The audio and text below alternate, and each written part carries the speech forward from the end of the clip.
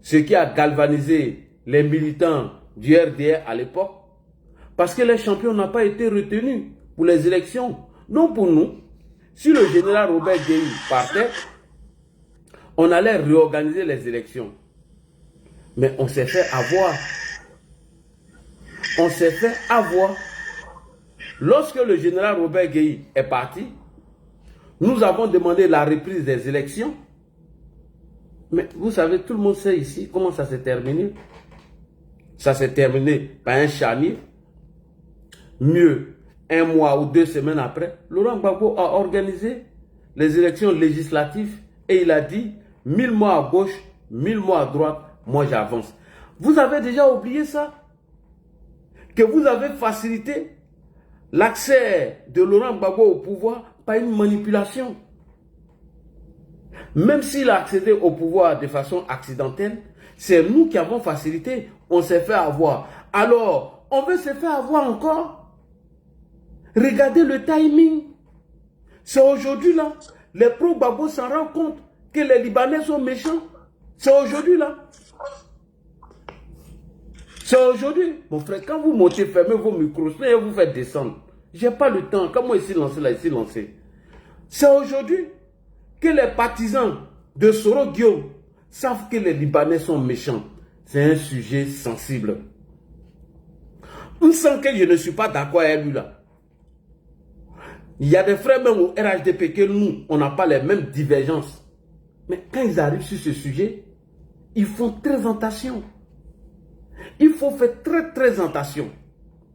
Et donc, je vais profiter de l'occasion pour répondre à un égaré. Voici une dame que j'ai fait capture d'écran. Je n'ai pas pu enregistrer son intervention chez Insan.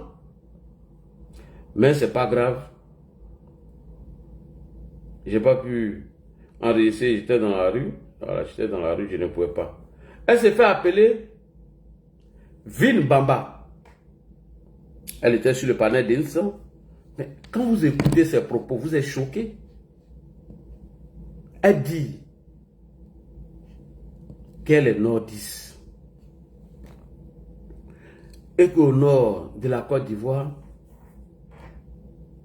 il y a des gens qui se font passer comme eux, ce ne sont pas des vrais nordistes. Madame, si vous m'écoutez, je vais vous répondre rapidement avant de revenir sur le sujet. Quand vous n'avez rien à dire, il faut la fermer. Vous les vieilles femmes papaouri, perdues, qui avez passé tout vos temps ici en France et que vous n'avez pas d'avenir, vous n'avez que des souvenirs. Si c'est pour aller mentir sur les panels, vraiment ne nous mêlez pas dedans. Enlevez le nom du nord dedans. Aucun village ou une ville au nord, on a distingué ou dit ceux-là, ils ne sont pas de nôtres. On n'a jamais dit ça. Ceux dont vous indexez qui ne sont pas de nôtres, c'est ça, eux-mêmes ils trouvent comme des vrais Ivoiriens. Et vous qui parlez comme ça, vous êtes des étrangers. Vous avez oublié ce qui est arrivé au nordiste. Pourquoi les armes ont été prises dans ce pays? Mais ce sont ces discours-là qui ont envoyé la prise des armes et qu'on ne vous dit pas. Le nordiste était stigmatisé, ostracisé dans son pays. Ce qui a envoyé la prise des armes. Voilà pourquoi j'ai dit que je ne pardonnerai jamais à Guillaume Kibafouri Soro. Je ne pardonnerai jamais à Soro Guillaume et ses microbes qui aujourd'hui ont vomi, ont trahi leur combat.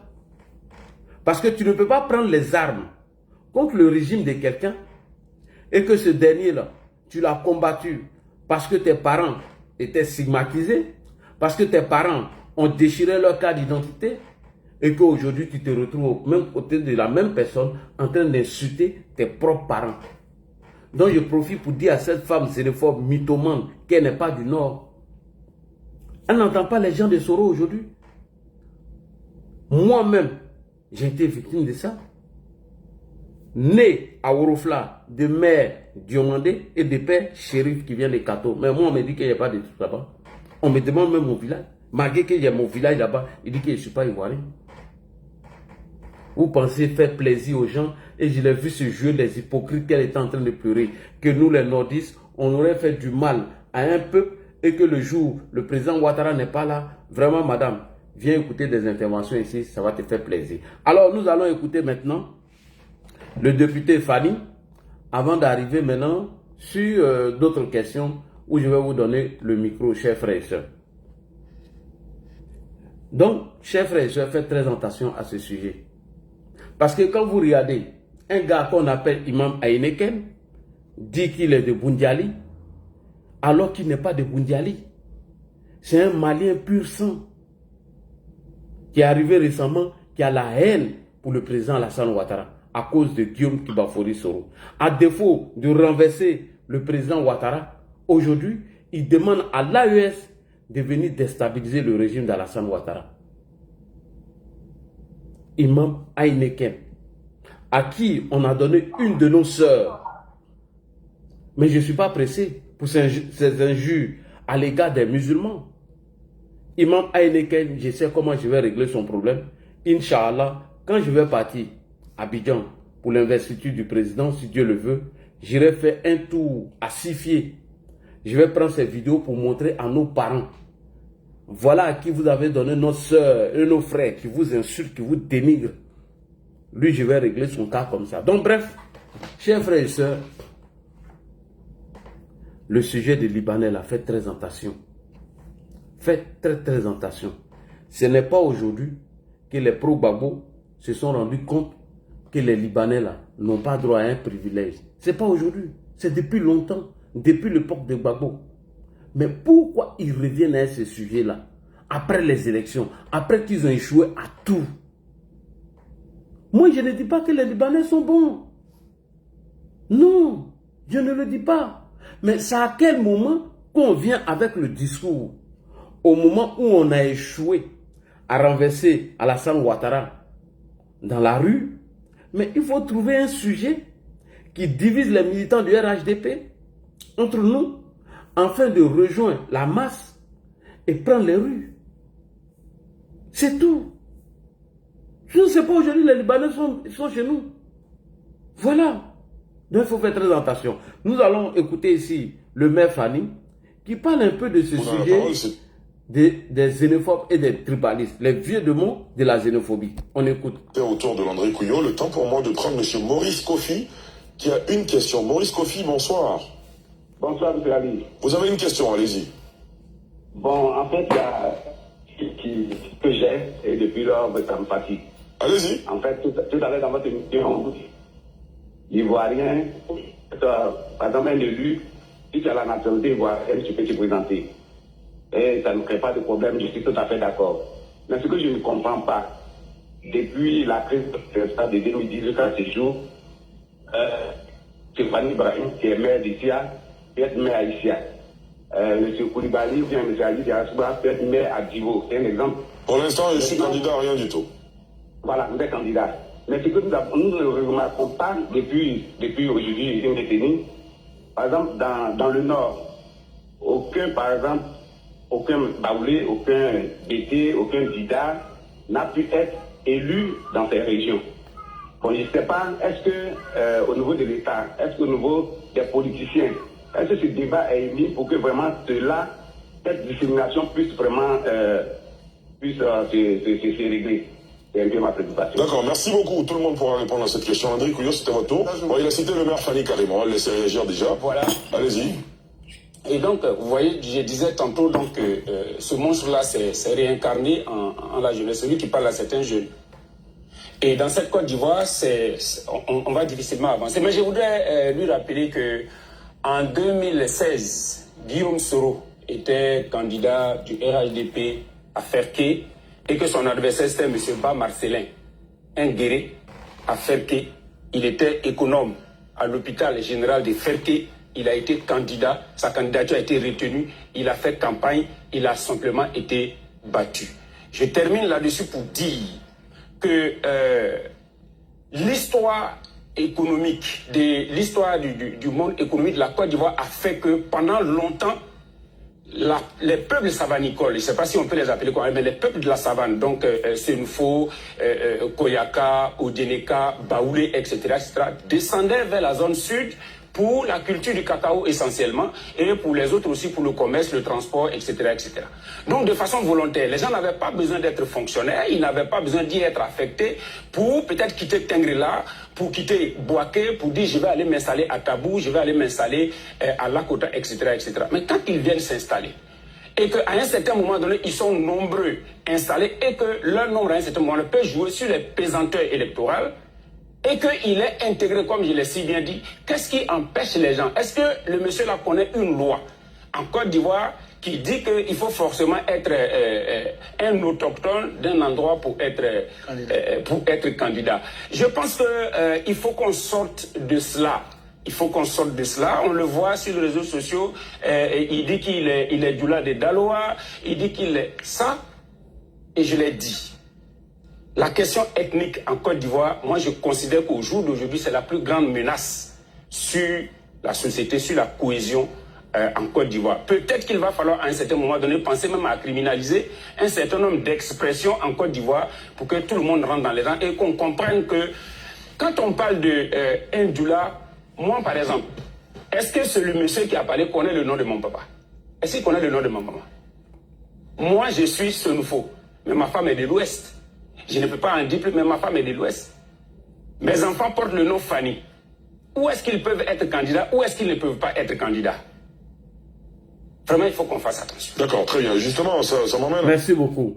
Et donc, le maire Fanny vient de donner son exemple. Lui, il a marié une femme de l'Ouest. Et ils ont un enfant qui est Sénéfo. D'où est-ce que l'enfant doit être candidat? Voici la vraie question. Alors, qui est revenu avec ce vieux démon? Vous allez voir dans deuxième analyse que c'est Gbagbo qui est venu avec ça. Laurent Gbagbo, toujours. Quand ils vous disent que ce n'est pas encore fini, ce n'est pas encore fini, mais ils savent sur quoi compter, sur des sujets sensibles qui peuvent amener certains de nos militants, par ignorance, à adhérer à leur cause. Il faut faire très attention.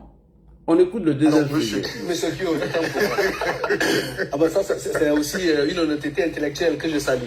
Et donc, je disais que tout à l'heure, il a donné une définition juridique de la notion de la nationalité. C'est cela. Qui est le lien qui rattache un individu à un État. Mais en même temps, ce lien-là lui confère des droits et des devoirs. Et ça lui donne un statut juridique qui lui donne obligation sur des aspects politiques comme sur des aspects d'emploi au niveau du pays.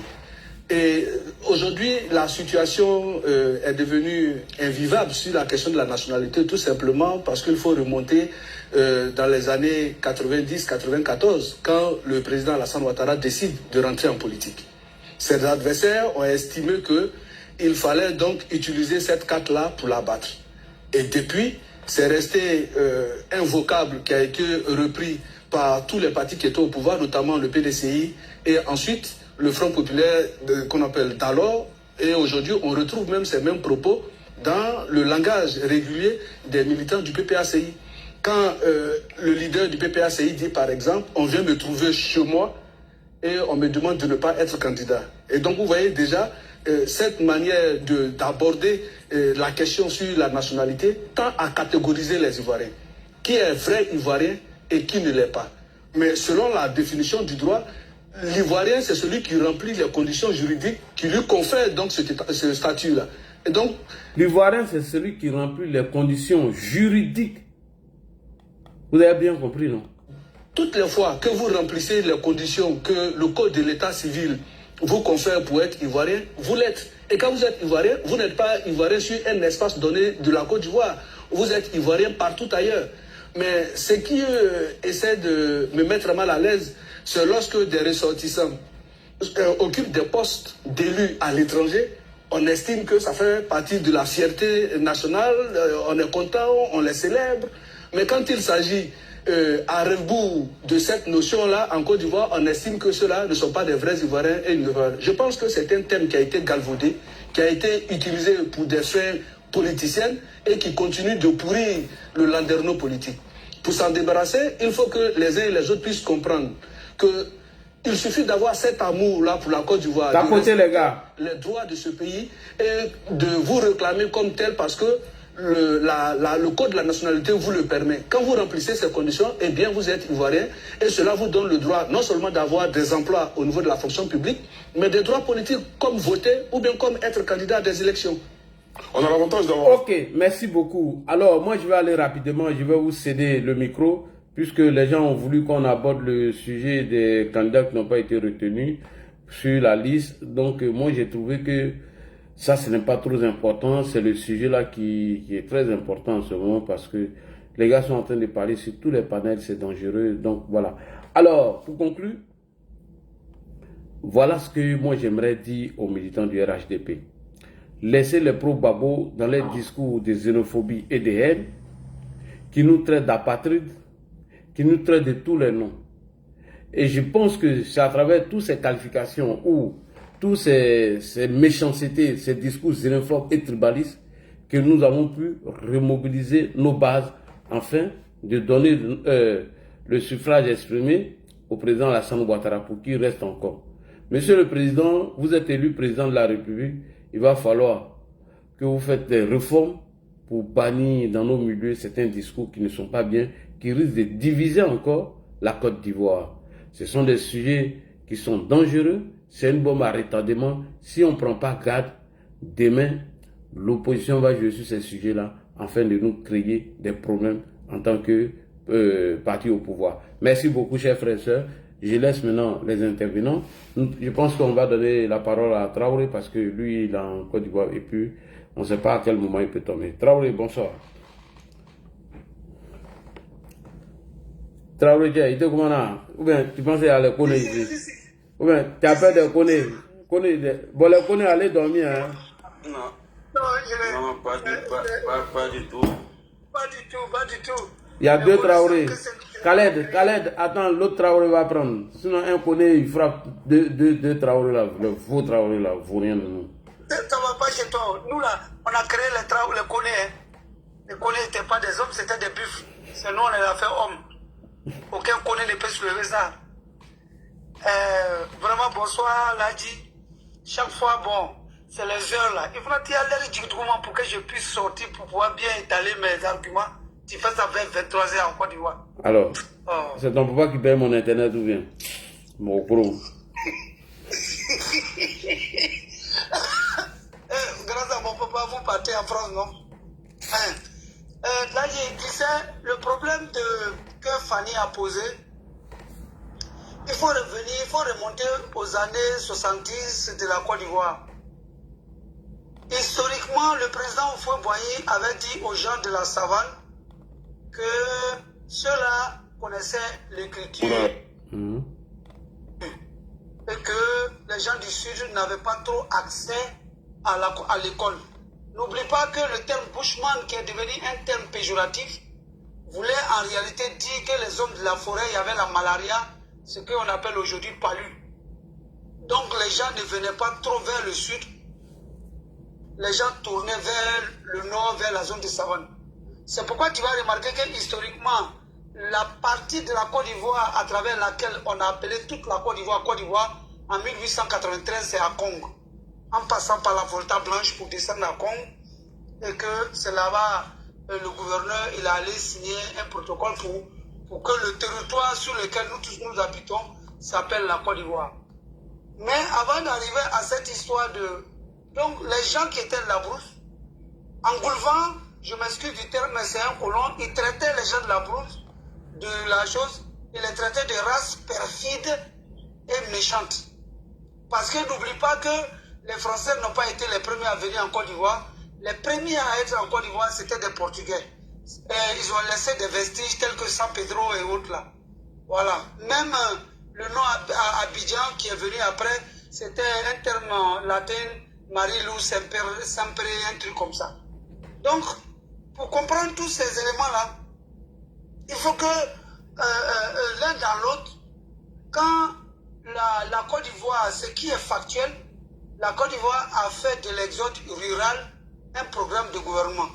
Parce qu'il avait été demandé à tous les fils et fils du Nord avec des facilités pour venir construire le Sud. Et sans cela, beaucoup de gens du Nord sont venus beaucoup plus au Sud pour construire le Sud. Et en ce moment, la capitale avait été transférée de Benjerville et venue vers Abidjan. Tapotez les gars.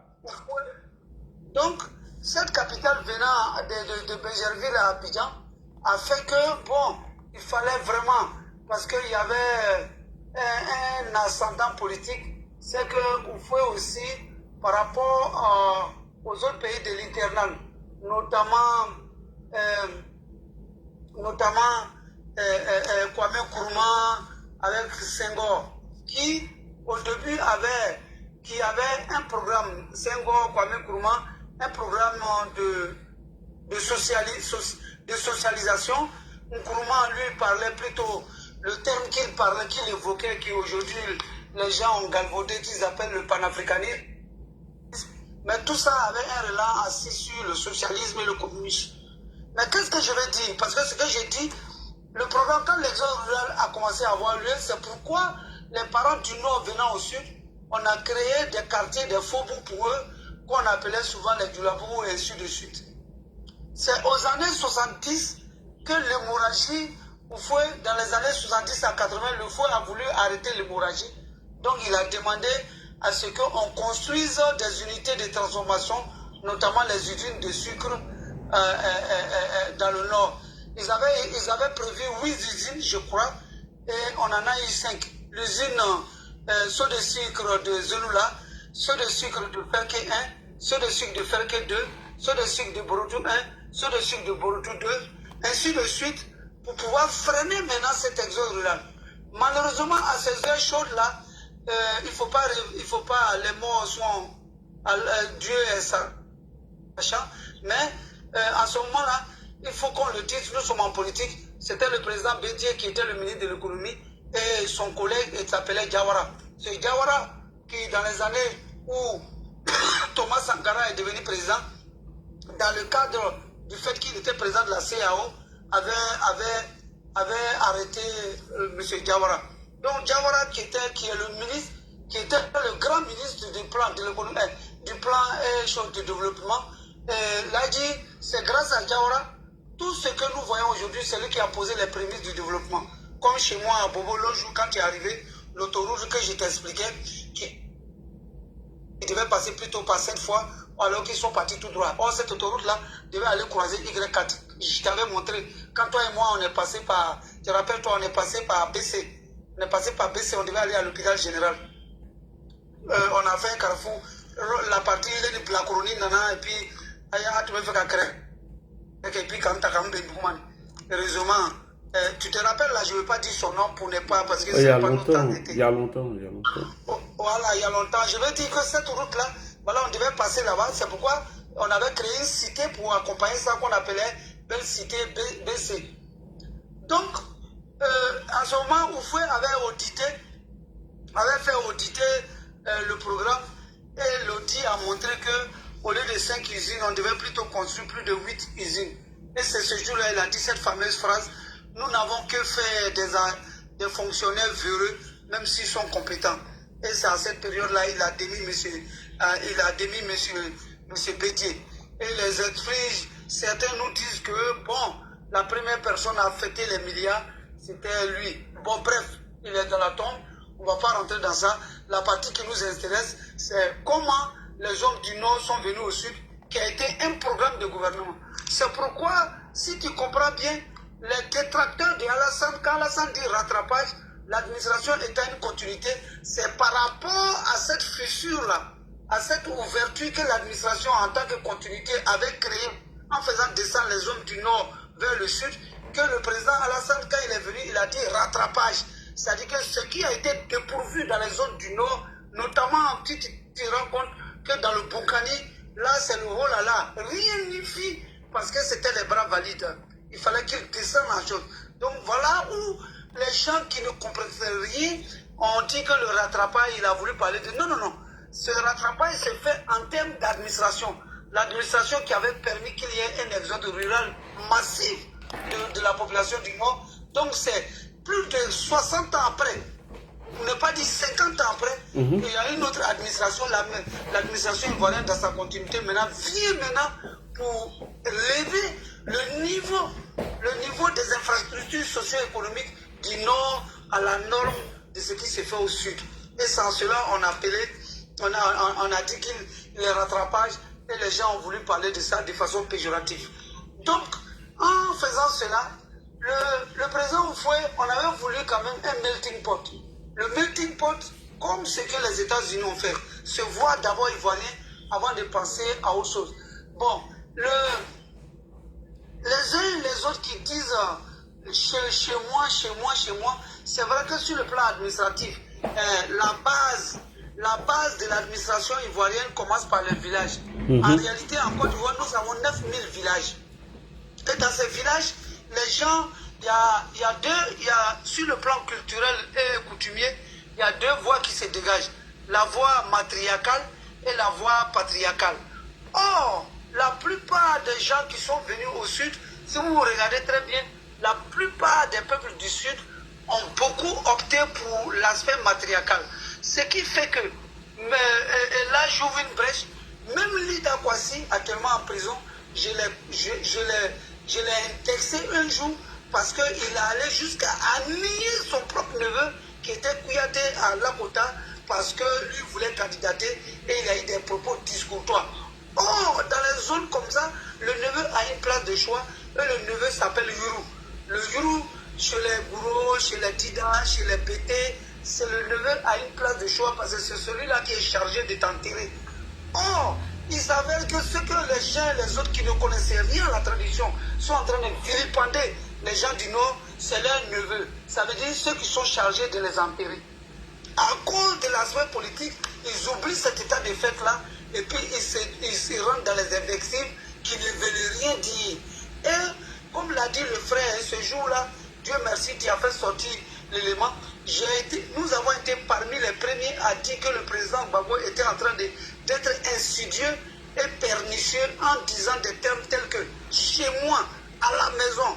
Parce que de façon égoïste, en indexant ta chose par rapport à l'autre, tu veux lui dire qu'il n'est pas de chez toi, alors qu'il n'en est rien. La nationalité d'abord. Voilà pourquoi, dans cet état de fait-là, cette division, vous avait dit qu'on n'était pas mieux pour la démocratie. Parce que la révolte du Saoui et la révolte du Guébier, c'était dans le but d'ethniciser. Alors qu'aujourd'hui, la mentalité ayant un peu évolué, nous sommes ce même rassemblement administratif à lieu que nous appelons aujourd'hui, où le président est venu corriger les distorsions qu'on appelle aujourd'hui les conseils régionaux, qui se font maintenant par entité géo-ethnique que nous appelons les régions. Donc, voilà un peu là dit ce que je voulais dire par rapport à ceux qui sont en train de... Et puis, il y a une petite communauté minoritaire, même s'ils sont minoritaires, mais qui sont en train de prendre le dessus. C'est la communauté dite libanaise. Les gens confondent la plupart du temps la nationalité à l'appartenance ethnique. En réalité, les Libanais sont plutôt les Phéniciens. Ce sont des Phéniciens. Les Libanais sont des Phéniciens. Or, le Liban est différent de la Côte d'Ivoire. Donc, aujourd'hui, où la Côte d'Ivoire évolue, on peut avoir des Blancs qui sont des Ivoiriens. La preuve, Mary est maire à Lakota. Il s'appelle Mary. Et je crois qu'ils étaient venus au RADP. Après, il est retourné au PDCI. C'est un blanc. Mary. Oui, c'est un Libanais. C'est un Libanais.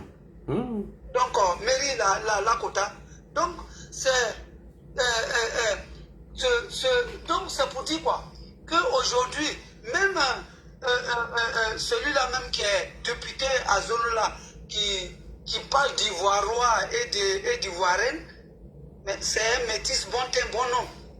Même s'il a des ascendants ou bien il a un penchant, il a des penchants gros, mais n'empêche qu'il est de l'autre bord. Donc, pour dire quoi? Ce discours qui nous divise, ce discours, parce qu'aujourd'hui, il faut plutôt aller vers la nation.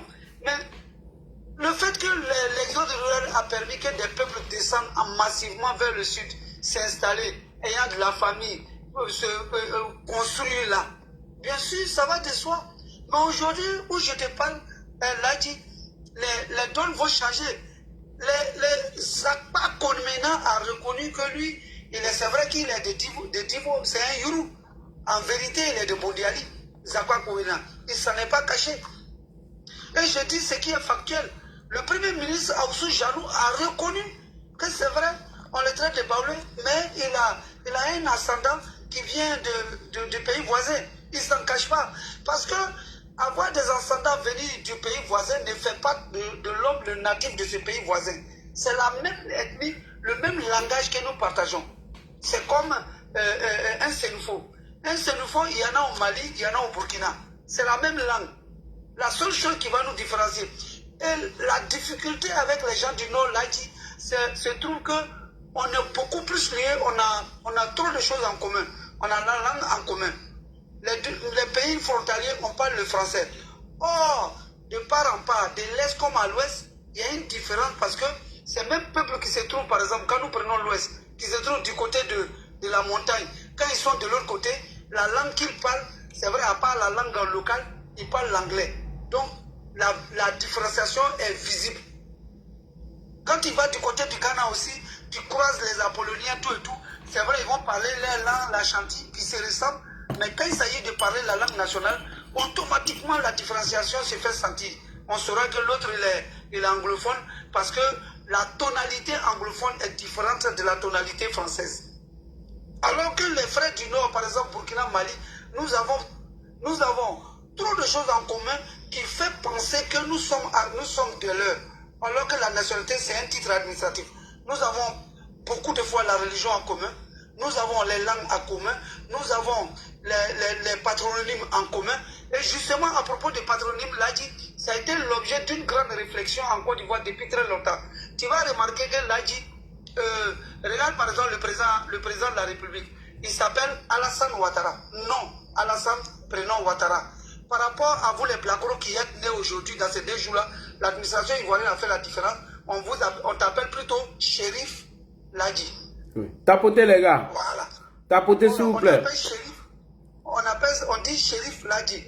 Même moi-même, mon fils, actuellement, nous qui sommes nés dans l'arrière-plan, on m'appelle, mon nom c'est Abdraman, le prénom c'est Traoré. Oh, mon propre fils va s'appeler Traoré, non, Traoré, et prénom maintenant va s'appeler par exemple Shérif. Alors que c'était pour marquer une nette bifurcation. Or, quand tu vas remarquer que les gens des pays frontaliers, pourquoi la Côte d'Ivoire a adopté ce rythme-là, on va se rendre compte que les gens des pays frontaliers, notamment ceux avec qui on partage les mêmes patronymes, notamment le Mali et la Guinée, en l'occurrence, et le Burkina, pour faire la différence. Quand tu croises un Malien, il va se faire appeler Moussa Traoré. Par rapport aux Ivoiriens de maintenant, qui plutôt l'Ivoirien, tu verras beaucoup plus, se faire appeler Traoré Moussa. Ce n'est pas administratif, mais même actuellement. Regarde par exemple, là, j'ai eu maille à partir avec l'administration ivoirienne à l'époque où l'administration Gbagbo était au pouvoir, parce que j'ai eu ma fille, j'ai voulu lui donner le nom de ma maternelle. Or, ma maternelle avait un patronyme du Sud. Donc le monsieur, en regardant mon nom, en regardant le nom que je vais donner, il a cru que je devais faire l'usurpation des titres. J'étais tellement en colère, j'étais obligé de lui montrer ma carte d'identité où figurait le véritable patronyme de ma maternelle, pour qu'enfin il puisse autoriser que ma fille porte en plus d'un nom musulman le nom de ma maternelle. Donc tu comprends. Donc ces gens-là, on a cherché à couvrir ça, mais à défaut de nous gagner dans les urnes, mais il faut créer sournoisement, insidieusement la division. Il faut chercher à nous attaquer les uns et les autres. Alors que toi-même l'as dit, tu es en France, tout le monde sait qui est Sarkozy, mais il a été président de la France. Tout le monde sait. Et là, tout le monde sait que John Kennedy, comme ça, c'est un Irlandais. Mais il a été président. Parce que chez eux, en réalité, quand tu es dans un pays, tout ce que tu vas apporter comme œuvre utile, ce n'est pas les choses qu'on déracine pour envoyer dans les autres pays. On les laisse chez soi. Et plus que jamais, nous nous sommes intégrés les uns et les autres, comme beaucoup d'entre nous tous, d'ailleurs même l'a dit, qui sommes les neveux, qui sommes chargés d'enterrer ceux qui nous vilipendent aujourd'hui. Mais à la dernière minute, quand on se croise au village, sont obligés de nous respecter parce que, et même à l'aube des temps, les règles coutumières et des us ont fait de ça, nous ont donné une place de choix avant que nous ne naissions, avant que même le mariage de deux peuples n'existe, a fait de nous, on a fait de ce qu'ils doivent respecter au contraire. Qu'au lieu de tout ce que tu vas venir voir, dire pourquoi il n'y a pas de Djulabo, il n'y a pas de ça, regarde-le bien. S'il n'en est pas un, il a maille à partir avec cette coloration. S'il n'en est pas un, il a maille à partir avec cette coloration. Et regardez par exemple, et c'est là que je vais chuter, c'est vers la fin de sa vie que Miaka Oreto a reconnu que lui, il est un véritable Sissi. Ah bon? Mais ce sont les choses qui ne se disent pas. Même en Fingesan, son papa vient de Boiflé. Il ne s'en cache plus. Ce sont des vérités. Voilà. Donc, les uns et les autres, on avance avec ça. C'est pourquoi je te dis, le cas le plus patent, Sakpa Komena a reconnu que lui vient de Boudjali. Lui, il a des ascendants qui viennent de Boudjali. Mais le ministre qui a Boville, Demba, mais Demba c'est un nom sénégalais, mais c'est un souvenir. Mais Demba Pierre. L'enseignement l'a dit. Oh oui alors. Demba, le mot Demba c'est un nom sénégalais, c'est un souvenir. Mon Dieu. Faut demander, c'est pas un nom entier. C'est pas un nom abbé. Ça, ils savent pas. Ah bon, faut demander. Même, je peux aller loin. Même les noms Boka. Par rapport au fait, au cheikh Amaoula qui allait habiter à Gobi. Mais bref, là dit, je suis par là comme il y a beaucoup de gens pour que bon puisse continuer. Parce que comme tu l'as dit, il est déjà minuit, 23h, bon. Merci beaucoup. Merci beaucoup. Et moi, je reviens toujours sur le cas des Libanais. Faites très attention. Le sujet là, je vous le dis, hein, j'ai écouté la Zombrosien panel aujourd'hui. Elle demande que eux et puis les frères ivoiriens du RHDP, écoute bien, hein, il faut qu'ils protestent pour dire non aux Libanais qui doivent être candidats aux élections législatives. J'ai dit, ça vient un peu. J'ai vu les Yaka Yaka, frère Yaka Yaka, si tu écoutes là, faites très attention, hein. Ils sont dans une stratégie de révolte. Hein. Si vous ne connaissez pas les voix. Allons-y, deuxième Traoré. Après, il prend 3 connus pour vous attaquer. Ok. Bonsoir Ladi. Bonsoir. Ok, chaleureuses salutations à tous. Merci beaucoup. Connais. Bon, Ladi, moi, personnellement, je pense bien que le sujet qui fait le buzz actuellement sur la toile en ce qui concerne ce problème des Libanais. Bon, personnellement, je vois un peu de l'ignorance en même temps de la sorcellerie dedans. Pourquoi je vois de l'ignorance? Parce que ceux qui sont choqués de voir les Libanais s'immiscer dans la politique ivoirienne, je me dis, mais ou bien ces personnes-là, ils ne vivent pas en Côte d'Ivoire, ou bien ils vivent où ça? Mais c'est pas la première fois. C'est pas la première fois.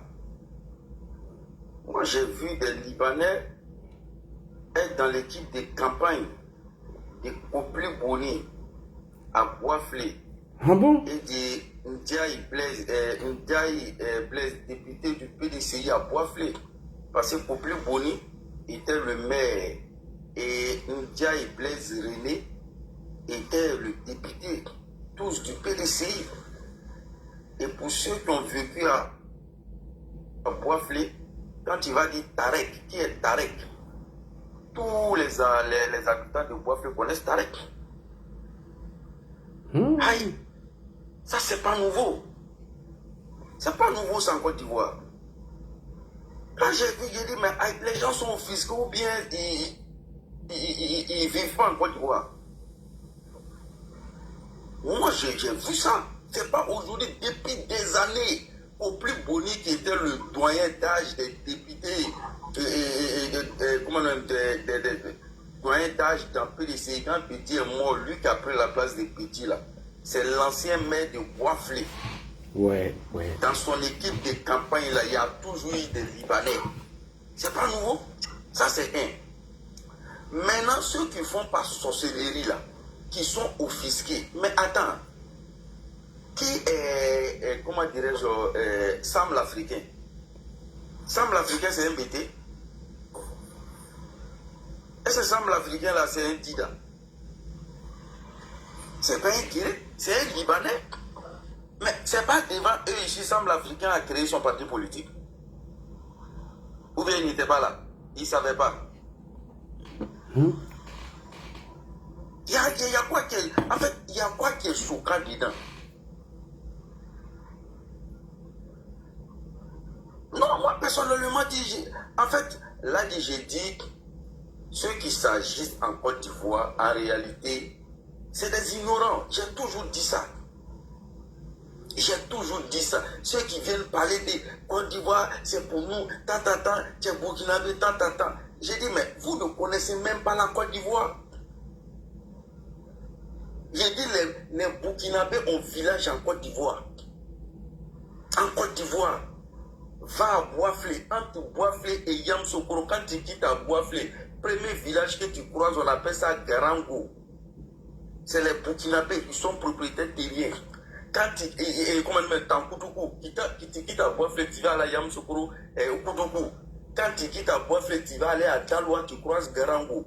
Quand tu quittes à Boisflé, tu vas aller à Zenoula, tu trouves Tankoutougou. C'est les Samors, les Burkinabés, les trucs qui sont là-bas. Ils sont dans les villages, ceux-là, ce sont des Ivoiriens. Ils votent. Les gens, ils sont là, ils ne connaissent même pas l'histoire de leur pays. Et ils se permettent de dire certaines choses. Le propriétaire de collège Anador et de collège Anador de Yopougon, sa maman est baoulée. Mais c'est un plan. Est-ce que les gens là se rendent compte du brassage en Côte d'Ivoire? Qui est ivoirien? Mais nous sommes une nation. Nous sommes un pays. Un pays a des règles. Si un Chinois vient vivre en Côte d'Ivoire et qu'il est intégré en Côte d'Ivoire, il estime qu'il aime la Côte d'Ivoire, il peut faire sa demande de naturalisation à partir du moment où l'administration accepte, avec tous les enquêtes qu'on mène et qu'on lui donne la nationalité ivoirienne. Mais il dit qu'il est ivoirien. Il dit qu'il est ivoirien. C'est aussi simple que ça. Ou c'est qui est compliqué dedans? En fait, moi personnellement, dit Abi Raoul, qui est maire de Marcouri là. Son adjoint là, c'est un Libanais. Oui, j'ai appris ça, François, quelque chose. C'est un Libanais. Et c'est pas aujourd'hui, il est là-bas, là, c'est pas aujourd'hui, c'est pas maintenant. Aïe. Là, sincèrement dit, il faut que les Ivoiriens acceptent de vraiment chercher à connaître dans le pays qui sont là, quelle est l'histoire de ce pays? Quelle est l'histoire de ce pays? Là dit, lors de l'ouverture du stade de Ibimpe, je crois que c'était un match d'ouverture, quand le président Ouattara, le président de la CAF a pris la parole, après le président Ouattara a dit, il dit la Côte d'Ivoire regroupe l'Afrique. Parce que tous les ressortissants des pays africains, là, tu vas retrouver tout en Côte d'Ivoire. Il faut qu'on sorte de ce débat stérile là. Non, les gens veulent amener la masse dans le mouvement pour les renverser. Moi, je leur dis ça, ils ne m'écoutent pas. Ils n'ont qu'à continuer. Ils sont offusqués par rapport à quoi? Moi, en fait, moi, je suis gêné. J'ai dit, voilà pourquoi j'ai dit, il y a des ignorants et il y a des sorciers. Les sorciers, c'est ceux qui sont au courant. Ils savent, mais ils veulent profiter de ça pour faire autre chose. Sinon, les gars ne doivent pas s'offusquer quand un Libanais veut devenir député en Côte d'Ivoire. Si un gars qui s'offusque parce qu'un Libanais veut devenir député en Côte d'Ivoire, c'est un sorcier. Sinon, Sam l'Afrique, il n'a pas un bébé. Mais Sam Africain était dans le PDCI, et dans le FPI. Et après, il a même créé son parti. Et après, il est revenu au PPAC. Et Sam l'Africain est sorti devant eux.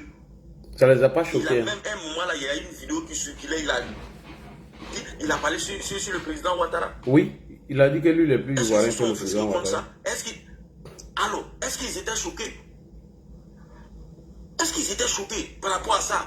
Un Libanais qui crée son parti politique en Côte d'Ivoire et qui soutenait eux les présidents, l'ex-président du moins.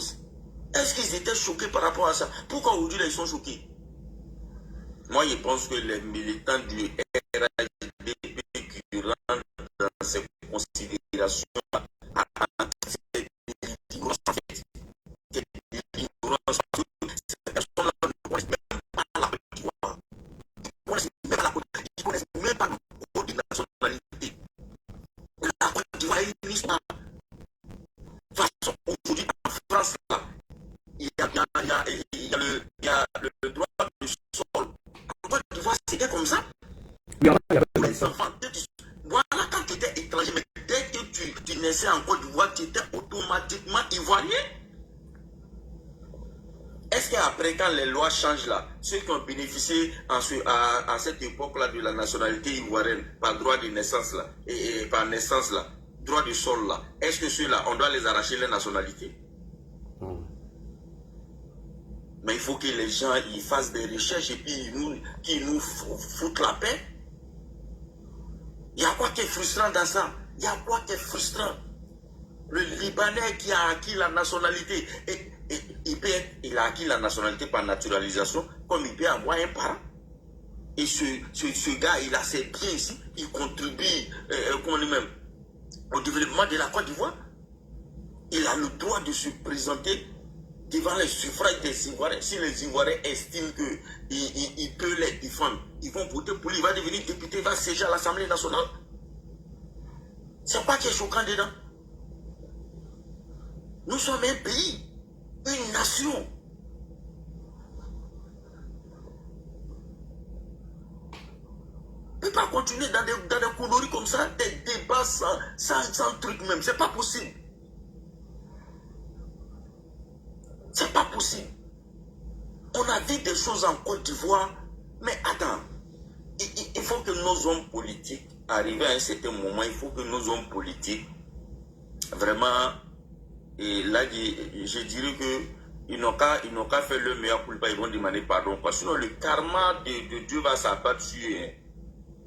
Parce qu'ils ont pris à faire des nationalités là pour mettre dans la tête de certains ignorants qui ne cherchent même pas à comprendre quelque chose.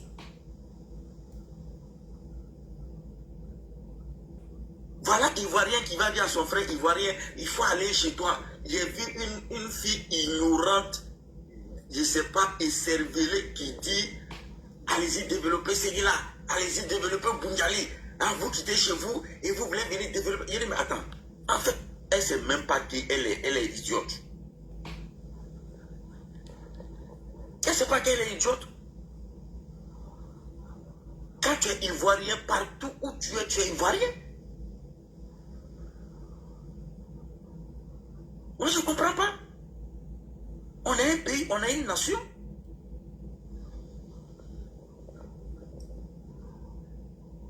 Pourquoi quand il y a l'hymne national, que tu sois Bété, que tu sois Guéré, que tu sois Yacouba, que tu sois quoi que ce soit, pourquoi on chante même l'hymne national là? Les Pétons n'ont qu'à créer l'hymne national, les Sénoufos vont créer pour eux, les Dida vont créer, les Attiers vont créer, et puis on va voir. Là, on va se dire non, on n'est pas même chose. Arrivé à un certain moment, il faudrait que le gouvernement vraiment prenne des mesures pour que tous ces microbes moi je les appelle des microbes, des satans. Il faut que ces personnes-là, ils subissent la rigueur de la loi dans toute sa rigueur. Pour qu'une fois pour toutes, on puisse vraiment quitter dans ça là. Ça c'est vrai. On ne peut pas continuer dans ça. C'est vous qui êtes là chaque fois en train de dire aux gens, on ne peut pas accepter ça, on ne peut pas accepter ça. Vous êtes qui? Vous êtes qui? Et puis avec ça, vous êtes assis chez des gens là-bas où vous n'êtes pas offusqué quand vous voyez des Africains émerger dans les pays de ceux qui on prend tous les exemples. Aujourd'hui là, on veut le développement. On veut le développement, on veut avancer. Il faut permettre qu'on ait des champions nationaux, il faut permettre qu'on ait assez de milliardaires ivoiriens. Il faut permettre que nos pays soient à un niveau où les pays développés là, ils puissent nous regarder et puis dire ouais, ceux-là il faut les respecter. C'est comme ça. C'est comme ça. Une fois, il y a vu un qui dit que sur la télévision nationale, maintenant, on parle mourir. Quel pays là, on ne sait même pas où on va. Il dit, bon, tu vois, lui, il ne sait même pas depuis que lui n'est pas né là. On parle mourir sur RT depuis tant de faux moyens. Il ne sait pas. Il pensait que c'est dans le temps de Ouattara là qu'on a commencé à parler mourir sur nouvelles du pays. Tu vois là, il y a trop d'ignorance dedans. C'est des personnes qui sont ignorants. Ils ne savent rien. Pour eux, là, ils pensent que la Côte d'Ivoire a commencé sous le président Ouattara. Souvent, c'est frustrant. Hein? Ok, là, je vais laisser la parole. Ok. Merci bien. Canadienne. Et puis, ouais, et Ben Boané, surtout. Elle est canadienne. C'est pas à toi de dire. Élément, bonsoir, tu es là, Élément. Élément. Oui, bonsoir, Ladji. Bonsoir, la mort de boycott là. Non, mais Ladji, moi, ce truc-là, ce débat-là, tu as tout dit au début. Hein. Tu sais que c'est pour ça, moi, depuis qu'ils ont commencé, alors, ça fait 3 jours maintenant ou 2 jours, ils sont dessus. Je me suis dit que non, c'est un faux débat en fait. Parce que ça, ce truc, même, je crois qu'on ne doit même pas rentrer dedans. Bah, il faut toujours remarquer, quand tu vois que tous les souverainistes là, toutes les choses que les souverainistes amènent le bout dedans là, il faut beaucoup faire attention à ça. C'est toujours un truc, c'est un système de manipulation en fait. Voilà, donc moi, depuis les gars ils ont commencé le truc, j'ai vu qu'ils ont pris ça en charge, ils ont commencé à faire les panels dessus, je me suis dit que ça c'est un faux mouvement. Le mouvement des gars là, c'est pas aujourd'hui ça là ça a commencé. Nous on sait qu'il y a plusieurs, souvent même, voilà, même quand il y a, parmi eux il y a un qui avait pris une guerre pour terminer sur un gars là, je sais pas si tu te rappelles, il y a eu sujet de ça, tout ça. Donc on savait tout ce truc là. Tout le monde a parlé de ça, les gens ont dit que mais les gars là ils se prennent pour qui, chaque fois c'est eux qui font les trucs, mais c'est pas, où on est actuellement là, c'est pas le moment. Et puis les communautés qui sont dedans, non, c'est que c'est un mouvement, il y a trop de trucs en bas, c'est pas un truc qui est simple. Donc quand ils voient que comme ce que tu as dit là, c'est vrai, Yaka c'est un gars, voilà, tout le monde sait que, voilà, lui, il est toujours sur le côté des peuples, mais quand on regarde souvent là, il n'a pas compris le sujet en fait, mais je crois qu'il va comprendre là, bon, de toute façon il va savoir que non, il y a un truc, c'est pas simple, il y a un truc en bas. Voilà. Tapoter les gars, tapoter. Voilà. Donc ce truc-là, moi j'ai vu que non. C'est pour ça qu'ils ont fait aujourd'hui, ils étaient sur panel, quand les Makossé, tous ont passé à parler de ça. Après Yaka il a parlé. Après on a vu que non. En fait, ce côté-là, Yaka il est un peu radical dessus parce que voilà, lui, demain que lui il a compris le sujet, c'est comme ça, lui il l'a revendiqué. Au bout de en fait, le truc, ce qui se prépare en bas de ça là, c'est beaucoup. Comme ce que tu as dit tout de suite, c'est le truc en fait, les gens ils se sont dit que non, mais nous, c'est en fait, ils se sont dit quoi? Plusieurs fois quand il fait les faux, il fait les manifestations, quand il voit que non, ça ne marche pas, ils essaient de créer les choses. Ils essaient de se créer les choses. Actuellement, là, ils n'ont pas, ils ne savent pas c'est quoi ils vont créer en fait. Donc, il faut créer un truc comme ce que tu as dit, il faut créer un truc où à laquelle nous, les partisans des RADP ou nous, les partisans du président Ouattara, nous, on se retrouve dans ça. Pourquoi on se retrouve dans ça? Et puis, on fait le même mouvement que eux. Mais ça, c'est pas nous, on ne rentre pas dans ça. Au bout d'un moment, on a compris le système, ceux qui sont dedans, là, c'est un faux débat. Ceux qui sont dedans, c'est un faux truc. Comme ce que les gars viennent d'intervenir, tout ça, c'est que nous, on va pas rentrer là-bas, on sait que les Libanais, c'est vrai, depuis pour dire que les Libanais sont méchants, ces trucs-là, ça c'est les trucs, il y en a beaucoup. On a les soeurs, les frères qui restent même dans les pays, ils font les vidéos, ils essaient d'envoyer les vidéos pour dire que non, ils sont maltraités. Tous ces trucs-là, on ne rentre pas dedans. Mais pour le moment, là où c'est que nous, on est actuellement, nous, on ne veut pas rentrer dans ce sujet-là. Voilà. Là, seulement là, donc quand nous laisser, nous on va finir tous nos mouvements, tous ces bêtises qui sont dedans là, ça ne nous arrange pas. Nous, on ne veut pas rentrer dedans. Voilà, nous, on va se concentrer sur nos pays, on va rentrer dans, on va partir. C'est que les gars ont dit tout de suite là, parce que si on doit rentrer dans certaines choses là, il y a plusieurs côté nationalité, tout ça là. C'est que moi, c'est ce que le truc de nationalité là, il faut faire très attention. Très attention là, c'est pas moi, c'est pour ça qu'il y a un ami qui me parlait, il me dit non, oui, non, mais il dit, mais quelqu'un qui est en Côte d'Ivoire, la nationalité ivoirienne là, il a même droit que toi. Pourquoi t'as dit, tu rentres des secondes, tu dis non, mais c'est parce qu'il a la peau, c'est quoi? Parce que moi, je ne comprends pas. Et puis déjà, c'est le cas là, si on veut enlever cela, quand ils sont. Et là, tu sais à combien de personnes cela fait travailler là-bas? Tu sais à combien de Ivoiriens cela fait travailler dans les États entreprises? C'est vrai, il y en a, tout le monde n'est pas parfait, mais il y a certains trucs à souvent laisser l'économie de Côte d'Ivoire, c'est là ils participent dedans. Donc il ne faut pas vous rentrer dans certains trucs, vous venez nous dire que non, on a calé, il faut qu'on parle. Non, non, non. Mais après tout ça là même là, ce qui est en bas là, c'est ce qui est en bas là, c'est ce qui nous intéresse. Donc tous les autres, ça ne nous intéresse pas. Voilà, donc c'est que les gars, quand ils parlent, ils rentrent dans les trucs, le Bourbabo, tous ces trucs-là, quand ils rentrent dedans, ça dit que le go, tous ces trucs-là, nous on voit que tous ces trucs-là, ce qui est en bas là, c'est ça qui nous intéresse. Donc le reste là, ça ne nous intéresse pas. Donc moi, tout ce que moi je dis là, c'est que quand on se concentre sur nos trucs, on reste dans nos, ça dit qu'il faut qu'on reste droit dans nos boîtes pour, là, c'est quel débat, c'est ça qui nous intéresse. Pour protéger le président, protéger nos partis, tous ces trucs-là, des autres, on ne veut pas rentrer dedans. Il faut que tout le monde mette ça dans sa tête. Voilà, donc moi, là, c'est ce que moi, je voulais dire comme truc, en fait, parce qu'il faut qu'on fasse beaucoup attention à ces trucs-là. Voilà, donc, ça, c'était ce que moi, je voulais dire comme... Merci beaucoup. Ok, opposant Flafla, bonsoir. Bonsoir à tout le monde. Moi, j'allais rapidement parce que les Traoré, là, ils ont trop parlé. Ils ont peur. Les Traoré, ils ont peur de connaître. Nous, quand on est tapoter, les gars, tapoter, partager. Oui, rapidement. Enfin, Coran l'a dit, c'est un riz couché du combat des Libanais passé là. Où ils ont tapé poteau là. C'est le riz couché là qu'elle a là. Ils ont été réveillés ça. Oui. Mais il faut regarder le moment d'abord où commence, c'est ça qui m'intéresse. Mais Coran l'a dit, mais c'est ça. En fait, c'est le bon. En fait, ils choisissent ce moment-là pour réveiller ce riz couché là. Puisqu'ils ont fait des manifestations qui ont tapé poteau. Les gens ne sont pas sortis. Donc, ils réveillent ce riz couché là. Puisqu'ils savent que c'est quelque chose qui a beaucoup incité les gens. On se rappelle très bien, même sur ton panel, mais j'ai eu à recadrer beaucoup de personnes du RHDP après qu'on réalisé qu'ils étaient dans la manipulation. Donc, ils veulent profiter de ça pour rallier nos gars à eux, puisqu'ils savent que c'est la chose qui touche les militaires du RHDP où ils réagissent. Donc, ils veulent rallier les gens à eux pour mobiliser les gens. C'est tout, c'est la stratégie qu'elle a. Sinon, là, il n'y a pas quelqu'un dans Côte d'Ivoire qui a soutenu les Libanais que le pouvoir Babo. Il n'y en a pas. Ça n'existe même pas même. Même Oufou Boigny n'a pas soutenu les Libanais que cela. C'est juste de la manipulation pour révolter les gens. Et puis ils savent que, puisque, comme on l'a dit, moi, une femme m'a dit sur ton panel, 2020 là, où Babo a pris le pouvoir là, c'est le RDA qui a fait Babo le pouvoir là. Sinon Babo ne pouvait pas. 2000, oui, l'an 2000. Voilà, en 2000, pardon. En 2000. Donc là, ils savent que ils connaissent notre capacité. Donc c'est nous, ils veulent rallier à eux à travers ce discours-là. Et puis bon, lever une révolte, c'est tout. C'est tout le discours qu'elle a.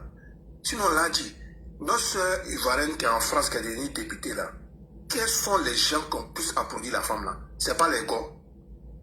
En tout cas, c'est... C'est les gars qu'on salue. Moi, je vis aux États-Unis. Moi, mes enfants là, ils sont américains par grâce du sol.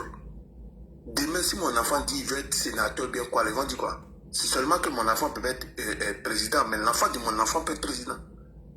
Non, on va dire quoi? Le Obama, ils vont dire quoi? Ils n'ont qu'à quitter dans ça. Et là, dit, moi, pour terminer, m'arrêter là, là, dit, il faut que le président Ouattara et l'Assemblée nationale votent une loi contre la xénophobie. Celui qui traite quelqu'un d'étranger, si tu as la preuve là, tu portes plainte, emmènes la personne en prison pour 5 ans, de 5 ans à 10 ans. Là, je te jure que parole qui est là, ça va arrêter. S'ils n'ont pas voté cette loi-là, ça ne va jamais s'arrêter. Il faut qu'on vote une loi. Si tu traites quelqu'un d'étranger, s'il a la preuve là, il porte plainte, tu vas aller en prison de 5 ans à 10 ans. Là, je juge que tout va s'arrêter. En tout cas. Tout va s'arrêter. Parce que tant qu'on va être sur les pages en train de parler là, ça ne va rien changer. Ils vont continuer parce que c'est quelque chose, leurs parents ont mis ça dans leur ADN. Donc les enfants de leurs enfants vont faire ça. Donc il m'a arrêté là, c'est ce que je voulais dire. Ok, merci beaucoup. Alors, Abou, bonsoir, comment tu vas? Abou est là. Bonsoir Ladi, bonsoir à tout le monde. Bonsoir. Merci à tous ceux qui sont sur le panel, merci de tapoter. Comme toujours, on va continuer à édifier nos compatriotes et véritablement ouvrir l'esprit des gens et leur volonté manifeste qui reste toujours le même à vouloir déstabiliser le régime en place. Et comme tout le monde est unanime là-dessus et comme tout le monde l'a dit, le débat sur les Libanais est un véritable combat que l'opposition ivoirienne, si je puisse m'exprimer ainsi, avait déjà entamé il y a de cela quelques années. Et ils reviennent dessus en cette période électorale, à savoir les élections législatives qui sera suivies des régionales et des municipales après. Et l'objectif principal, c'est de créer une manifestation populaire dans le pays parce qu'ils jouent avec les émotions des populations ivoiriennes. C'est pourquoi ils ont mis en avance ce combat de Libanais en avance afin de jouer sur la sensibilité de tous les Ivoiriens dans leur grand ensemble afin de remonter et en même temps des partisans du RHDP et eux-mêmes les partisans sont déjà acquis à leur cause. Et donc, il faut jouer sur cette sensibilité sociale pour pouvoir réveiller les démons et pouvoir atteindre leur objectif qui est resté toujours le soulèvement populaire, même malheureusement qui ne pourra pas prendre parce qu'on a des personnes qui sont lucides, capables de démontrer par A plus B que cette volonté, il faut tout mettre en œuvre pour dire que éclairer la lanterne des Ivoiriens sur la manipulation qui est cachée derrière cet objectif-là. Deuxièmement, c'est créer un sentiment de rejet et si davantage ils vont aux élections législatives ou municipales, et comme ça attirer le regard et les esprits des électeurs sur les prétendants candidats qu'ils voudront poser comme candidats et présenter certains candidats comme des étrangers afin de les affaiblir pour que les électeurs s'accentuent sur les candidats qui sont peut-être natifs de cette localité, même s'ils ne peuvent rien leur apporter. Il faut créer ce sentiment régionaliste dans le cœur des populations qui sont susceptibles d'aller voter pour les élections à venir. Sinon, si véritablement le débat des Libanais qu'on veut parler, le premier président avec qui on a vu ici que des Libanais se promenaient les Français se promenaient dans les quartiers d'Abidjan, c'était bel et bien le président Laurent Gbagbo, qui était même dont Sam l'Africain fut l'une des figures emblématiques au cours de sa gestion étatique. Et c'est avec lui encore ici, on a vu la naturalisation d'Adama Daïko pour des objectifs électoraux qu'il a fait ici. Et dans les foulées, Adama Daïko a pu être inscrit et devenir candidat aux élections présidentielles de 2010. Mais qu'est-ce que, à part la comédie et l'humour, qu'est-ce que lui, il a aussi apporté à la Côte d'Ivoire qu'un Pierre Fakouri qui est d'origine libanaise et même qui est ivoirien de nationalité. Celui-là même qui a construit la basilique d'Abidjan, celui-là même qui a fait le pont Ado, celui-là même qui a fait la cathédrale, celui-là même qui a fait la pyramide d'Abidjan et tant bien d'autres dans la sous-région et partout en Afrique. C'est l'un des architectes ivoiriens les plus reconnus dans le monde, mais qui est d'origine libanaise. Et aujourd'hui, venir dire que ce dernier n'est pas ivoirien et que ses enfants ne peuvent pas bénéficier d'un certain nombre de droits en Côte d'Ivoire, mais c'est une injure à ce grand homme-là. Et il y en a plein comme ça des Libanais qui ont contribué à l'évolution et à l'émancipation et au développement de la Côte d'Ivoire. Et il est important pour rappeler aux militants du RHDP de façon particulière de ne pas tomber dans cette manipulation des go qui est susceptible non seulement, et c'est pourquoi j'étais d'accord avec la sœur Cléopâtre aujourd'hui sur le panel du Fils du Noble, quand elle disait en ces termes que voilà des gens qui ne sont pas capables d'accepter des compatriotes qui sont du Nord. Ces Libanais, eux, ils vont venir accepter et puis combattre et puis vous ajoutez à eux. Mais c'est plein. Et cette partie de l'intervention de ma petite sœur Cléopâtre que je voudrais profiter pour saluer sur ton panel, vraiment, la fille, elle parlait jusqu'à elle a les larmes aux yeux. Je comprends comment le mal, il est profond. Et je voudrais dire à nos frères que vraiment, ils n'ont qu'à arrêter de tomber dans la manipulation des corps. Il n'est pas dans leur intérêt parce que d'abord, notre président est un président qui est ouvert au reste du monde. Et c'est ça qui fait sa force et sa capacité à gouverner et à construire la Côte d'Ivoire. Abou, je ne te coupe pas la parole, hein. Tu vas continuer. Quand tu les attends, nous les Ivoiriens, les vrais Ivoiriens, les apatrides, les Ivoiriens de la CEDEAO, toujours tu attends ça dans leurs propos. Sur les panels, tout. C'est leurs propos. Des gens qui ne peuvent pas accepter les Ivoiriens du Nord. Et vous vous ajoutez à eux pour combattre certains compatriotes tout simplement parce qu'ils n'ont pas la couleur noire. Mais c'est dangereux ce combat auquel certains de nos frères du RHDP veulent s'ajouter. Et donc moi je voudrais leur dire de se retirer de ce combat des Libanais. Ça ne leur concerne pas. L'État ivoirien a les moyens nécessaires pour suivre et réglementer tout ce qui va dans l'intérêt de la Côte d'Ivoire. Et comme je le disais, c'est avec le reste du monde entier que le président Alassane Ouattara construit la Côte d'Ivoire. Et cette ouverture du docteur Alassane Ouattara, président de la République de Côte d'Ivoire, est très bénéfique pour les Ivoiriens, non seulement en Côte d'Ivoire, mais pour les Ivoiriens aussi à l'étranger. Même Poutine, qui est rejeté par le monde, le reste du monde a du respect et de la considération pour notre président Alassane Ouattara. Et c'est très important pour que les jeunes Ivoiriens le comprennent. Et pour terminer, je l'avais souligné sur le panel des Fils du Nord aujourd'hui. J'ai dit qu'il y a eu un moment en Côte d'Ivoire, pendant la colonisation, les colons ont eu des relations avec certaines femmes ivoiriennes et qui ont eu des enfants métis avec ces colons-là. Et après juste la colonisation, quand ils sont rentrés, ils n'ont pas reconnu ces enfants-là. Et ces métis-là sont restés majoritairement dans le sud de la Côte d'Ivoire. Et ces métis-là, ils n'étaient pas reconnus par la France et ils n'étaient pas reconnus par la Côte d'Ivoire. Et il a fallu que, pour éviter que ces enfants-là soient des apatrides, le président Félix Houphouët-Boigny était obligé d'adopter des décrets de naturalisation pour ces enfants-là, métis que on a appelé les enfants rejetés de la France. Le Chamba est là, il pourra le confirmer, puisque lui-même, il a une cousine qui est issue de cette tranche de catégorie de métis. Mais si l'État n'avait pas reconnu ces enfants métis et qui ont majoritairement servi la Côte d'Ivoire, parce qu'après les indépendances, c'était une catégorie d'Ivoiriens, des habitants de la Côte d'Ivoire, parce que ces métis-là ont eu la chance d'aller massivement à l'école. Et c'est bien de ces métis-là, parfois vous retrouvez certains de ces métis-là dans les premiers gouvernements de Félix Houphouët-Boigny. Mais il a fallu Houphouët-Boigny pour prendre des mesures drastiques pour faire de ces enfants métis des Ivoiriens parce qu'ils ne pouvaient pas rester sans aucune nationalité en Côte d'Ivoire. Et ces métis ont leurs petits-enfants aujourd'hui en Côte d'Ivoire.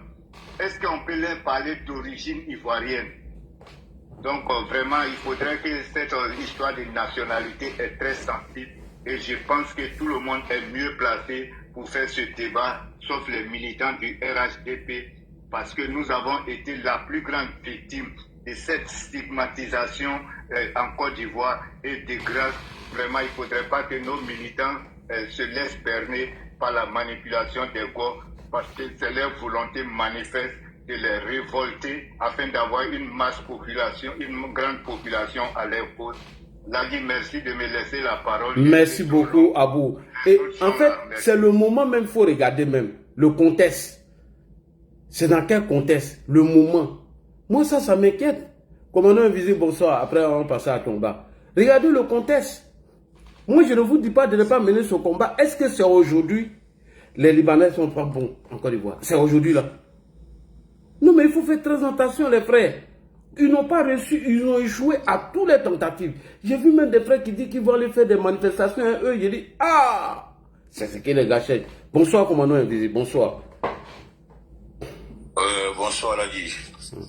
Bonsoir à tous les panélistes. Merci de me donner l'occasion de placer quelques mots sur ces sujets que tu as abordés. Bien avant, Ladi, permets-moi de remercier justement le travail que tu accomplis pour donc faire triompher toujours la vérité sur le mensonge et faire triompher toujours et encore toujours la lumière sur l'obscurité. Je me joins donc à tous ceux qui sont sur le panéliste pour apporter notre petite voix à ce qui s'est dit aujourd'hui.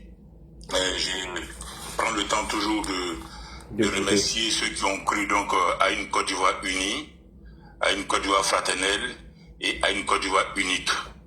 Donc ce soir, je rends hommage à une personne du nom de Zorobi Balo Epiphane. Ouais. Zorobi Balo Epiphane, c'est ce jeune juge à Dembokro qui en septembre 1999 a pris le courage sur lui en fonction des documents administratifs qu'on lui avait montrés concernant le président du RDA à l'époque, Alassane Ouattara, et a délivré un certificat de nationalité à Alassane, à Ado, à notre fétiche, à notre mentor. Pour avoir dit le droit, pour avoir respecté le droit, Zorobi Balo Epiphane a été menacé de mort. Il a été radié de l'ordre des magistrats. Ta tête même a été mise à prix par le PDCI à l'époque. Donc quand on parle de nationalité, notamment pour ce qui est des Libanais, je ne pouvais m'empêcher de rendre hommage à Zorobi Balo Epiphane pour dire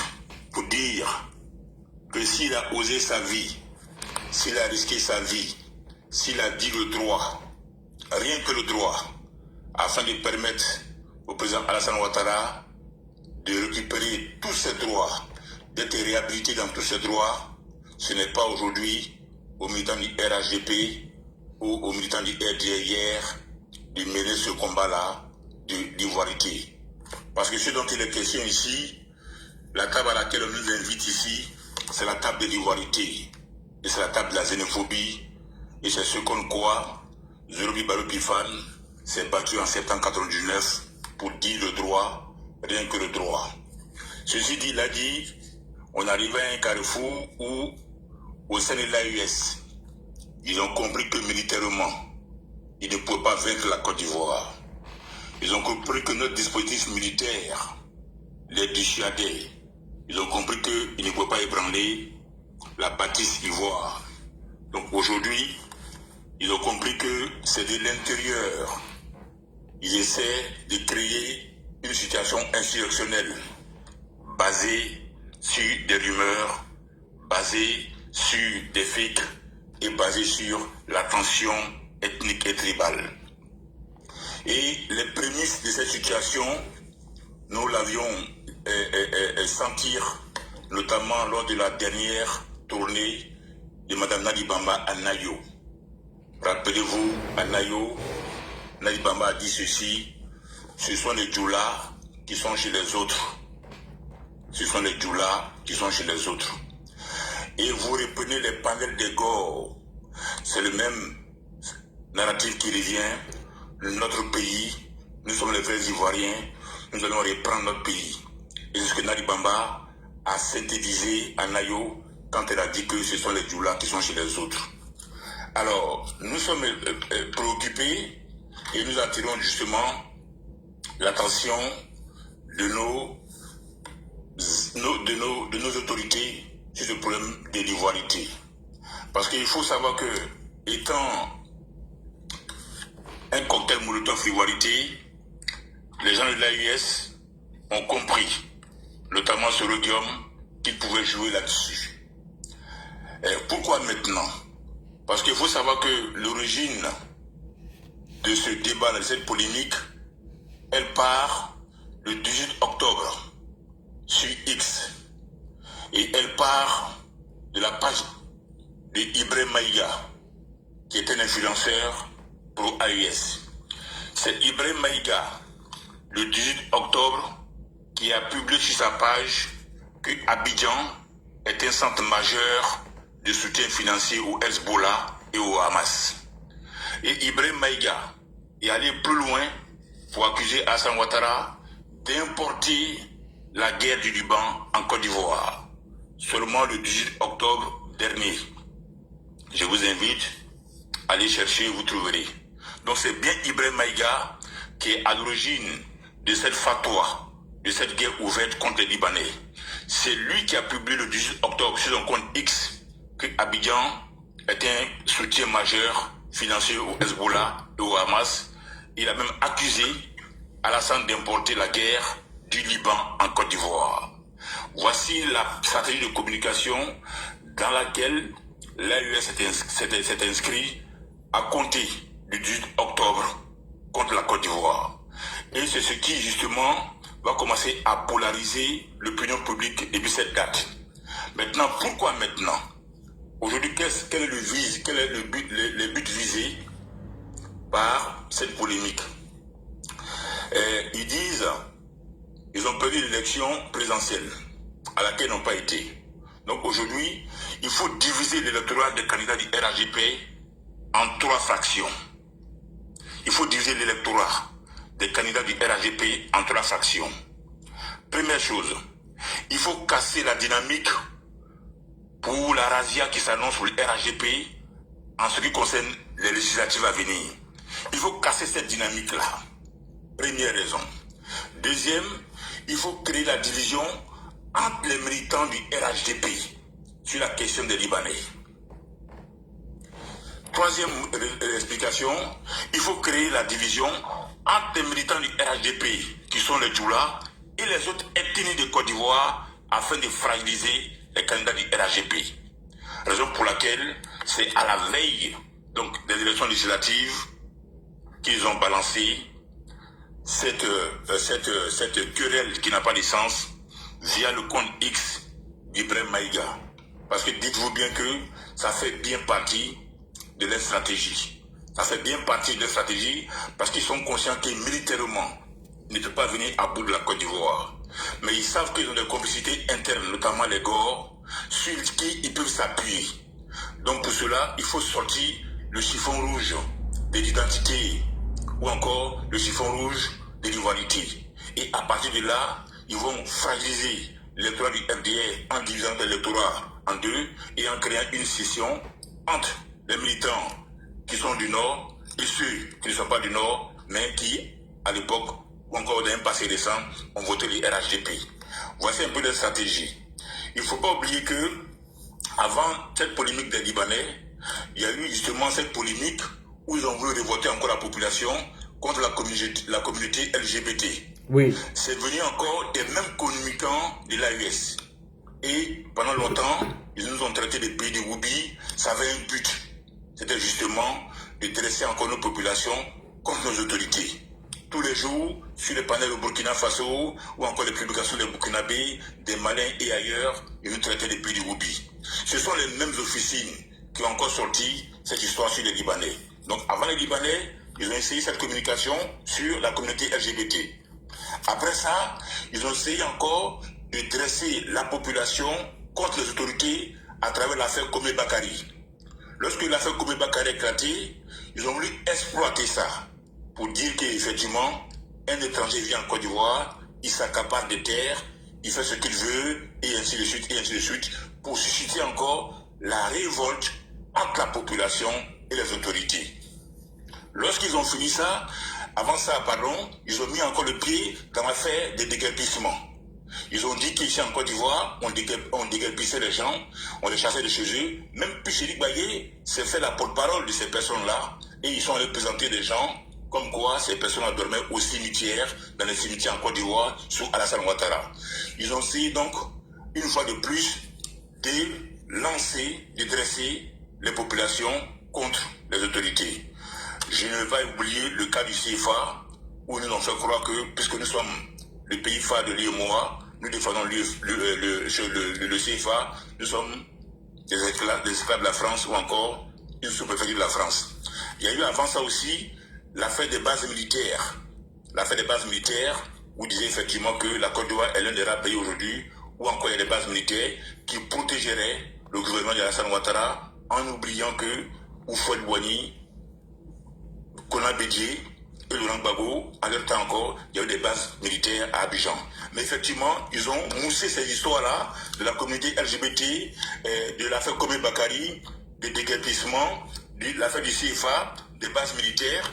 Et c'est ce qui même a produit dans un passé récent, sous Laurent Gbagbo, les attaques contre la base, contre les intérêts français en Côte d'Ivoire. Parce qu'à l'époque encore, ils avaient réussi à rentrer dans le mindset des gens pour faire croire que les Français avaient un monopole sur la Côte d'Ivoire à travers la base militaire. Et ils n'ont pas hésité à faire descendre les gens dans les rues et aller s'attaquer justement aux militaires français qui étaient basés devant le Côte d'Ivoire. Encore aujourd'hui, il y a des rescapés qui peuvent témoigner qui ont perdu leurs membres. Donc ça fait partie d'une stratégie de communication. Et c'est en cela que j'en appelle aux militants du RHDP de ne pas se laisser berner. Ne pas se laisser berner, suivez juste leur chronologie. À chaque fois qu'il y a une dynamique, ils sortent quelque chose du chapeau, de leur laboratoire, pour casser cette dynamique-là. Et ce n'est pas la première fois. Sinon, lorsque ils sortent ça, on voit bien qu'ils sont à court d'arguments, ils sont à court d'idées. Mais leur but, c'est de créer, du moins, une crise en interne, en population. Mais comment s'y prendre? Il faut à chaque fois qu'ils ont le dos au mur, sortir un joker du chapeau. C'est en cela que j'ai rappelé justement l'origine de cette crise. C'est un communicant de l'AIS, Ibrahim Maïga, le 18 octobre, qui a publié sur son compte que Abidjan est devenu le centre financier du Hezbollah et du Hamas. Il allait plus loin encore pour accuser le président Alassane Ouattara d'importer la guerre du Liban en Côte d'Ivoire. Et quand Nali Bamba, elle sera en Nayo, elle va résumer tout ça en disant ceci: ce sont les Djoula qui sont tout le temps chez les autres. Autrement dit, ils préparent l'esprit des populations, on va dire locales, à rejeter les candidats du RHDP. Mais nous ne sommes pas des traîtres. Nous n'allons pas trahir le sacrifice de Zorobi Balo Pifane. Nous n'allons pas trahir Zorobi Balo Pifane qui a eu le droit pour signer et délivrer un certificat de nationalité à Alassane Ouattara à l'époque, lorsque le PDC était au pouvoir, il avait donné feu vert à tout juge de ne pas délivrer un certificat de nationalité à Alassane Ouattara. Donc, en reconnaissance du travail et de l'engagement de Zorobi Balo Pifane, nous n'allons pas nous attaquer aux Libanais pour un oui ou pour un non. Sinon, au temps du PDCI, nous avions le grand Georges Bougnin, chef de protocole de Fouet. On n'a jamais mis ton origine en jeu. Nous avons même sa fille Yasmine Ouguené. Nous avons Sam l'Africain, pour qui le FI n'a jamais rien dit. Nous avons connu ici Feu Eli Ilassou, pour qui on n'a jamais rien dit. Nous avons même connu Ahmed Kofi Zaourou, même Michel Babo. Donc pour dire qu'ils n'ont pas parlé sur ces personnes-là, mais aujourd'hui, on est dans une guerre de communication. Donc il faut trouver l'étincelle, le brin d'allumette qui puisse allumer cette poudrière-là, identitaire, qu'ils veulent allumer. Donc, raison pour laquelle aujourd'hui, ils ont sorti cette histoire des Libanais. Maintenant, pour revenir à NCI 360 et à la question de la personne qui a posé la question à M. Fani. Et j'avoue que quand j'ai entendu cette personne-là poser la question à M. Fani de la sorte, je me suis remémoré des années 2000. Il y avait une émission sur Radio Côte d'Ivoire qu'on appelait Question d'actualité, où les militants du FPI appelaient, mais avec des types de propos similaires. Pourquoi c'est chez nous, on trouve tout le temps les étrangers? Pourquoi au nord, il ne peut pas rester chez eux? Et la question de ce monsieur ce soir sur NCI est révélatrice. Elle est révélatrice d'une campagne de propagande qui, pour eux, doit aboutir à une insurrection ou encore à une révolte. Parce que celui qui appelle là, c'est pas pour rien. Sur les panels, ils sont sur l'affaire justement des Libanais et sur LCI, qui est très écouté à cette période de la soirée, ils sortent une telle question. C'est pas anodin, c'est bien calculé, c'est pour créer deux fronts. On va parler à la fois des problèmes des Libanais, mais on va essayer également de fragiliser les candidats du RHDP dans les élections à venir. Donc, entre eux-mêmes militants du RHDP, ils vont se bouffer le nez pour la cause des Libanais. D'accord? C'est ce qui a lieu sur les panels. Nous aussi, en posant cette question, telle que Nali Bamba l'a dit aussi, on va créer une désolidarisation des populations d'Ida, Bété, Abé par rapport aux candidats du RHDP, mais aussi on va casser la dynamique de la présidentielle. Parce que si on continue sur la dynamique, c'est sûr que 95% des sièges à l'Assemblée nationale reviennent au RHDP. Et c'est cette dynamique-là qu'ils veulent aussi casser. D'accord, l'a dit, je vois que tu as du monde, donc je vais tirer mon frère à main et en te remerciant infiniment. Merci à tous. Merci beaucoup pour ta belle lecture de cette pour ce nouveau concept qu'ils viennent de mettre sur la table, parce que j'ai vu que les militants sont franchement déchirés. Ils sont déchirés, ils n'arrivent pas à s'entendre, ça va dans tous les sens. Des gens qui n'ont pas accepté des Burkinabés et aujourd'hui, pour eux, l'AESP les rend service, donc il faut accepter le Burkina Faso. Non, c'est inquiétant. Alors, Tchomba National, tu es là? Tchomba National. Il est où, Tchomba? Ah, lui, il habite Chapalo. On sait qu'il habite. Médiateur Didi, bonsoir, tu as la parole. D'ici, Tchomba va se réveiller. Il a bu 2 verres de Chapalo avant de monter sur le direct. Bonsoir. Bonsoir, Ladi. Bonsoir à tous les panélistes. Bonsoir. Vous savez, ce débat-là, comme le commando l'a dit, ce sont les gens de l'AES et les gens de Gore qui sont toujours dans ces choses-là. Mais moi, je voudrais rappeler une petite histoire ici. Quand le président Alassane est venu au pouvoir, les Libanais, là, ce sont eux-mêmes qui ont soutenu l'autre pouvoir. Et que jusqu'à le président même libanais était venu plaider pour que les Libanais soient un peu relaxés parce que les impôts, les fixes étaient derrière certains Libanais qui n'étaient pas à jour de leurs impôts. On a vu même, il y avait un groupe téléphonique qui faisait comme 3e position qui a été fermé à cause de tous ces magouilles-là qui avaient été tissés au temps du pouvoir en Côte d'Ivoire. Et je me rappelle, pour la petite histoire, une fois j'étais allé dans un magasin libanais pendant les vacances. J'étais en train de faire l'inventaire de ce que je vais acheter, tout ça. Et un coup, une grosse voiture vient garer. Un des fondateurs sort dedans avec leur chemise aux couleurs de leur parti. Il vient rentrer dans le magasin. Le Libanais nous dit tous les clients de sortir dehors que son patron vient d'arriver. Les Libanais, oui. Les Libanais nous ont mis dehors et ils ont fermé les magasins entre eux là-bas. Donc c'est pour dire que c'est ceux-là même qui ont ramassé l'argent de la Côte d'Ivoire pour donner au Liban pour travailler dessus et puis les deux vont se partager les bénéfices. Aujourd'hui, à cause de la haine politique, ils sont en train de manigancer tout ça là pour faire cibler les Libanais que eux-mêmes ils ont pillé les caisses de l'État pour confier à ceux-là pour pouvoir faire produire, fructifier leur argent. Sinon, comment les Libanais va nous mettre? C'est pas on, c'est moi-même qui ai vécu ça. Donc voilà, si c'est les mêmes qui sortent aujourd'hui, qui lancent ce débat-là, franchement, il faut que les partisans du président, du RHDP, font attention. Ce sont des débats qui sont venus de l'AES. Alors qu'on sait tous que ceux-là sont des mèches à l'AES. Les gens se mettent sur les places, les ronds-points au Burkina là-bas pour dire que c'est Gbagbo qui devait prendre le pouvoir. Donc ça ne devrait pas nous étonner. Nous, on ne devait même pas, nos gars ne doivent pas faire attention de faire des panels sur ce cas-là. Parce que la plupart des Libanais qui sont aujourd'hui en Côte d'Ivoire, ce sont les Libanais de 3e, 4e génération qui n'ont même pas d'attache au Liban, qui construisent en Côte d'Ivoire là-bas, qui bâtissent des immeubles en Côte d'Ivoire là-bas, qui participent à l'économie, qui aident les gens même plus que souvent même nos propres frères, qui aident les gens. Beaucoup de Libanais, quand tu as un projet, si tu as un bon garant, par exemple ta maison en finition, tu vas voir un Libanais, il va te donner le matériel et puis tu vas payer par mois. Alors, en plus, dans les entreprises, ce sont les Ivoiriens qui travaillent. En France, ici, nous les Ivoiriens, on travaille.